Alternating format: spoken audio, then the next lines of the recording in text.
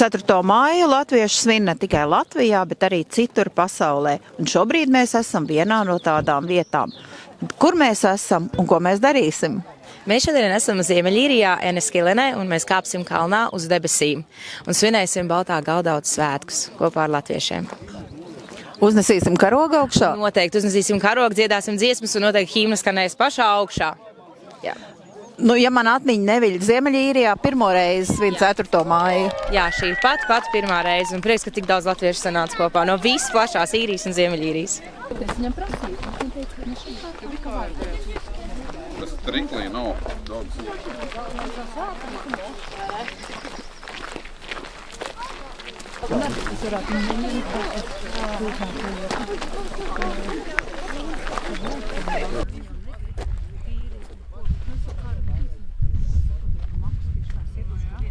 Un kādas ir emocijas tik neparastā veidā svinot 4. māju?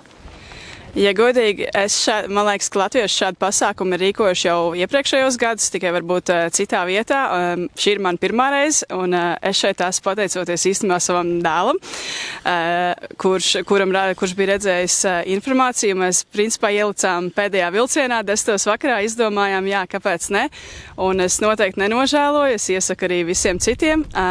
Es šeit esmu satikusi tik daudz latviešus, tā skaitā cilvēks, ar kuriem kopā es mācījos pamatskolā, un nezināju, ka viņi dzīvo Īrijā. Tā kā šis noteikti ir bijis gan pārbaudījums sev fiziski, gan arī morāli ļoti liels piepildījums, es domāju, un es noteikti jūtos gandarīti par šo dienu. Esmu pateicīga visiem latviešiem, un visi ir bijuši tik draudzīgi, tik saliedēti, un tā noteikti ir ļoti labi pavadīta diena.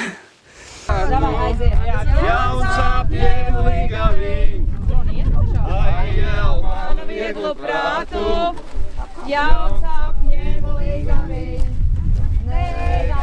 nedzīvoju. Nu, lūk, tās emocijas ir kā ierastu šī kalnā kāpt, vienīgais vajadzēja izveidināt to karodziņu. Loģiski satikt draugus, vairāk pazīstams vai mazāk pazīstams, bet vairāk redzēts vai mazāk redzēts agrāk vai vēl agrāk neredzētus. Un viss bija ļoti jauki, pacilāti, garastāvoklis ir daudz. Mēs esam stipri, mēs esam vareni, mēs esam iesvīduši, mēs esam nedaudz slapji. Mēs jau vēl balto galdautiņu klāsim. Es ceru, ka laika apstākļi mums ļoti nesabojās to visu, bet baltais galdautiņš mums būs un svinēsim 4. maiju. Ko es vēlos teikt, paldies visiem latviešiem, kas šeit to visu organizē, jo šai kalnā mēs neesam pirmo reizi, bet tas tomēr ir savādāks emocijas nekā, ka tu parasti kāp tikai ģimenes lokā. Ar sarkanu karogu tas ir daudz emocionālāk, protams. Un man jāsaka, ka jā, tas ir liels saliedēšanās pasākums. Paldies organizatoriem! Paldies organizatoriem un visiem, kas bija kopā ar, vēl būs kopā ar mums šodien. Uz tikšanos nākamreiz! Jā. Emocijas ir fantastisks. Man ir prieks bija satikt latviešus. Šitajā kāpienā esmu jau kāpus pirms, un pirms tam esmu piedalījusies, kad bija Patrikkalnā kāpiens. Nu, katrā ziņā ir patīkam, ļoti, ļoti patīkam satikt daudz latviešu cilvēku. Varētu viņu vēl vairāk un vairāk nākt. Tā kā super, fantastiski.